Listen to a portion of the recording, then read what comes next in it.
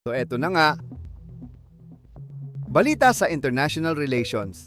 Pansamantalang isinara ng Iran ang Strait of Hormuz matapos magpaputok ng warning shots sa isang barkong dumaan sa hindi autorisadong ruta. Kasunod ito ng mga tensyon at palitan ng opensiba sa pagitan ng US at Iran nitong mga nakaraang araw. Ang strait na ito ay mahalaga sa global trade, kaya't inaasahang may epekto ito sa kalakalan sa rehiyon. Sa panahon naman, umabot na sa Itaybait na ang nasawi dahil sa bagyong Inday at Habagat. Mahigit kalahating milyong tao rin ang naapektuhan sa iba't ibang bahagi ng bansa. Patuloy ang monitoring ng mga autoridad para sa kaligtasan ng mga apektadong komunidad. Commemoration events para sa 10th anniversary ng arbitral ruling sa West Philippine Sea naganap sa iba't ibang bahagi ng bansa.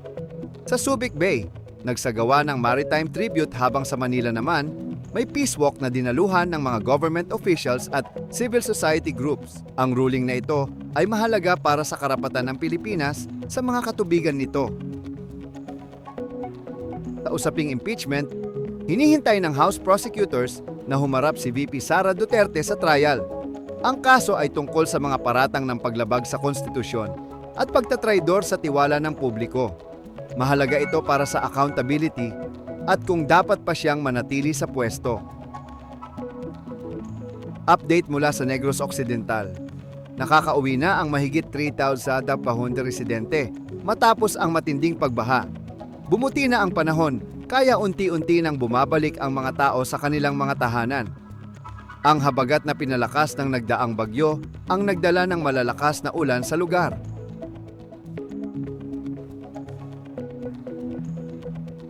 Ayun muna, i-follow mo kami para sa next recap.